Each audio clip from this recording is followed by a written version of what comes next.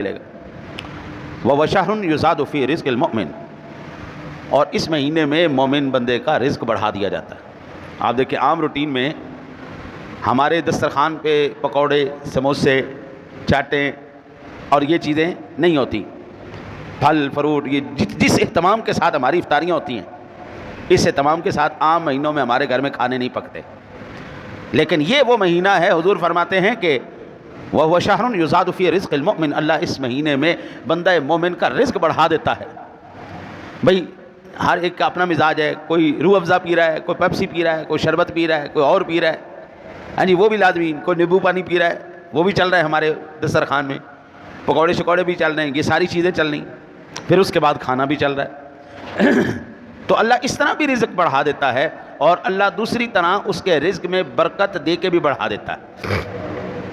برکت ایک ایسی چیز ہے جی, جس چیز میں بھی اللہ ڈال دینا وہ تھوڑی بھی زیادہ ہو جاتی ہے.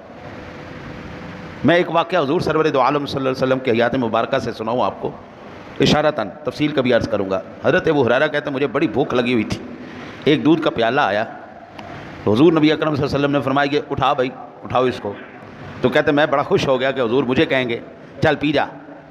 مجھے بھوک بھی لگی ہوئی تھی, پیاس بھی لگی ہوئی تھی, پیالہ ایک تھا, ہم 70 بندے بیٹھے ہوئے تھے, 70 بندے بیٹھے ہوئے تھے اور پیالہ ایک. حضور نے کہا چل بھائی یہ سیدھی سائڈ سے شروع ہو جا سب کو پلانا. حضرت ابو ہریرہ رضی اللہ جی, میں تو رہ ہی گیا. اب 70 بندہ ہو, ایک پیالہ ہو, عقل یہ کہتی ہے کہ 2 3 4 5 بندوں تک وہ پیالہ ختم ہو جائے گا. لیکن یہ کس کے ہاتھوں سے آیا؟ جس کے ہاتھوں میں اللہ نے برکت رکھ دی تھی. یہ اس کریم کے ہاتھوں سے آیا ہے جس کریم کے ہاتھ میں اللہ نے برکت رکھ دی ہے. حضرت ابو ہریرہ کہتے ہیں میں پلاتا گیا, این جتے ہو کہ دیکھا ختم تو نہیں ہو گیا, ختم تو نہیں ہو گیا. ہاں جی وہ چلتا گیا چلتا گیا چلتا گیا چلتا گیا, حتیٰ کہ 70 بندوں نے ایک دودھ کا پیالہ پیا اور وہ ختم نہیں ہوا. حضرت ابو ہریرہ کہتے ہیں اب میں خوش ہو گیا, بھوک بھی لگی ہوئی ہے خوب کر کے, پیاس بھی لگی خوب کر کے, اب تو میں سارا پیالہ ختم کر دوں گا. اب انتظار میں حضور کا حکم. حضور نے فرمایا ہاں چل بھئی ابو ہریرہ شاباش شروع ہو جا, پیو. وہ کہتے ہیں میں تو پہلے ترسے ہو جیسے کہ مجھے ملے. میں نے جناب خوب پیٹ بھر کے پیا جناب, ساری ریجیں اتاری. حضور نے پوچھا ہاں بھائی, عرض کیا صاحب بس پیٹ بھر کے. فرمایا اور پی لو. کہتے اچھا. اب حضور نے کہا اور پی لو تو جو بھوک رکھ کے پیا تھا وہ بھی ختم کروں گا. پیٹ بھر لیا جناب. پھر کہتے ہیں حضور نے پوچھا ہاں بھائی ابو ہریرہ یار سلپ پر ہو گیا. فرمایا اور پی لو. اچھا. وہ کہتے جی میں پورا جناب یہاں تک میں نے خوب کر کے پیا. حضور نے پھر کہا اور بھی. عرض کی یا رسول اللہ اب پیا نا تو ناخنوں سے باہر آ جائے گا, اب بس اتنا کافی. اب یہ برکت ہے, یہ برکت ہے. ایک پیالے میں اللہ نے ڈالی, 70 بندہ پی گیا, حضرت ابو ہریرہ پی گئے. اس کے بعد پھر سرکار دو عالم صلی اللہ علیہ وسلم نے اس کو ختم کیا. ایک پیالہ 70 بندوں نہیں 72 بندوں کے اندر پورا ہو جائے. اعلیٰ حضرت کہتے ہیں کیوں جناب ابو ہریرہ کیسا تھا وہ جامع شریف؟ حضرت ابو ہریرہ ذرا بتاؤ نا, وہ دودھ کا پیالہ کیسا پیالہ تھا, وہ کیسا دودھ تھا جو ایک پیالہ 70 بندوں 72 بندوں کو پورا ہو گیا. برکت اس کو کہتے ہیں. ہم 14 بہن بھائی تھے, کچھ فوت ہو گئے, باقی ابھی زندہ ہیں. ہمارا ایک باپ جس نے 14 بچوں کو پالا, ہماری بڑی اماں کے کچھ اور بھی سوتیلے بھائی بھی تھے, سوتیلی بہنیں بھی تھیں, ابا جی نے انہوں کو بھی پالا. اب آپ یہاں سے اندازہ فرمائیے, ایک بندہ وہ 20-21 بچوں کو پال رہا ہے, بندہ ایک ہے, کمانے والا ایک ہے. اللہ نے کیا کیا, ان کے رزق میں برکت ڈال دی تھی.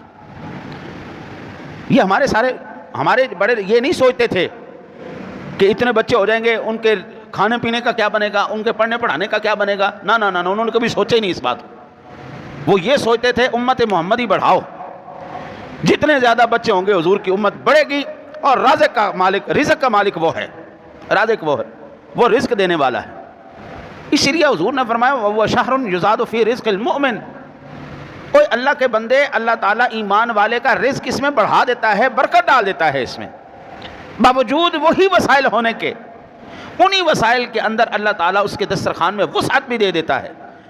اچھا, اس کی ایک وجہ یہ بھی ہے کہ اس مہینے میں رزق اس لیے بڑھ جاتا ہے, لوگ نماز پڑھنا شروع کر دیتے ہیں, لوگ قرآن پڑھنا شروع کر دیتے ہیں, لوگ تراویح پڑھنا شروع کر دیتے ہیں. لوگ قرآن ہمارے نا جی اب بھی کئی اب تو کسی علاقے کے اندر ہے، زیادہ تر اب یہ ختم ہو چکا ہے.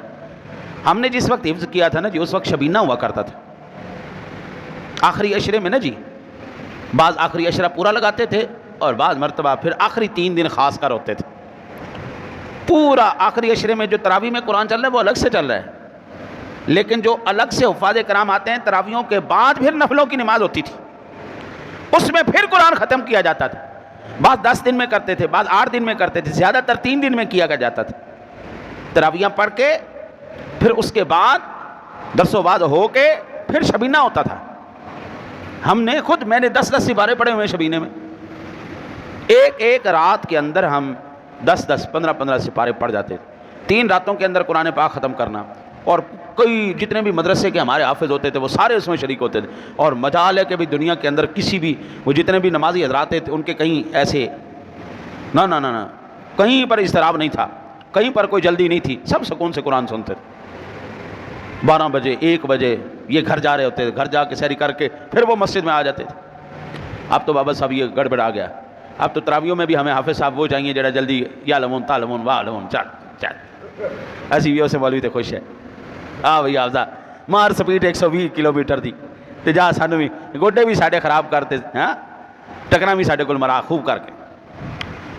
اسی لیے ہمارے رزق میں برکت تھی کہ ہم نے قرآن سننا شروع کیا یا قرآن پڑھتے ہیں، نماز پڑھنا شروع کیا، ہم نماز پڑھتے ہیں.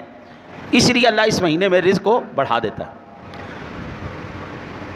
اب جو ہے نا باوجود رمضان المبارک کے ہم پریشان ہیں. وہ یزاد فی رزق المؤمن نظر نہیں آ رہا، مومن کا رزق بڑھتا ہوا نظر اس لیے نہیں آ رہا کہ اب وہ جذبہ ہی نہیں رہا نماز پڑھنے کا. رمضان المبارک کے اندر بھی نماز پڑھنے کا جذبہ کوئی نہیں رہا.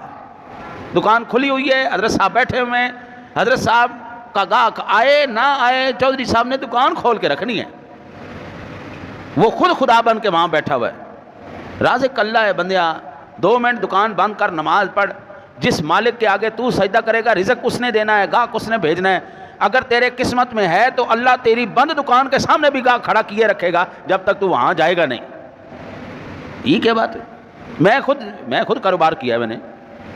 جب میں نماز پڑھانے کے لیے آتا تھا تو اپنا دفتر بند کر کے اور میرے گاہک باہر کھڑے ہوتے تھے کہ مفتی صاحب آئیں گے دفتر کھولیں گے ہم کام چلیں گے.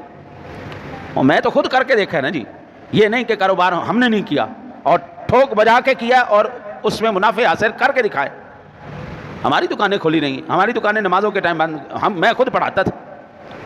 اور پھر ہم نے آنا جب رمضان مبارک میں دن میں کم کھولتے تھے، رات کو کھلی رہتی تھی دکان. شہری تک دنیا آ رہی ہے جی، رزق دینے والا رزق دے رہا ہے، عبادات اپنی جگہ پوری ہو رہی ہیں، رزق اپنی جگہ پوری. لیکن اب یہ سلسلہ نہیں ہے. اسی لیے وہ شہر یزاد فی رزق المؤمن کا عمل پورا نہیں ہو رہا. اب بھی اگر دنیا چھوڑ کے نماز پڑھنا شروع کر دے، نماز کے ٹائم یا اذان ہو شٹر ڈاؤن، چلو ختم، کوئی کاروبار نہیں ہوئی، نماز کے بعد چلو.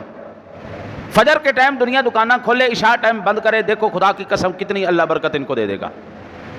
برکت ہی برکت، برکت ہی برکت. لیکن اب کیا مصیبت ہے، فجر تو پڑھنی کوئی نہیں نا، وہ تو ویسے ہی گئی نا. اور عشاء کے ٹائم چونکہ دکان کا مسئلہ ہوتا ہے، گاہک زیادہ آ رہے ہوتے ہیں تو لہٰذا اس ٹائم پھر عشاء بھی رہ جاتی ہے. فجر بھی گئی، عشاء بھی گئی، اور رات 2 بجے 1 بجے 12 بجے دکان بند کریں گے تو فجر میں آنکھ کس نے کھولنی.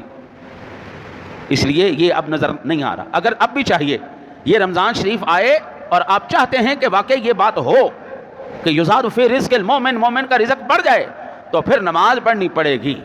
نہیں پڑھو گے تو بھول جاؤ. پھر حضور نبی اکرم صلی اللہ علیہ وسلم